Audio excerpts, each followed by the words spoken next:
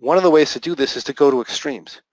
What if I sold these two shorts and I didn't buy any other protection puts on either side or any calls on either side, whatever it is? How would the position react?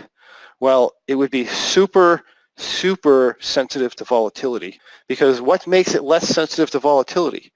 What makes it less sensitive to volatility is the location of the longs in relation to the short.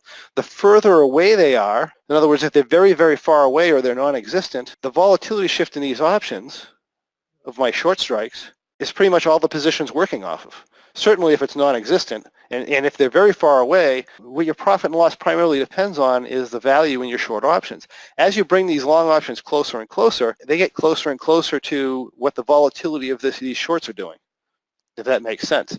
Whereas if they're 10 points apart and the volatility rose like crazy on these shorts, it's probably going to rise like crazy on the longs because they're only 10 points away. But if they're 100 points away, you might have a crazy, extraordinarily high volatility jack up here, and nothing might happen to your long options.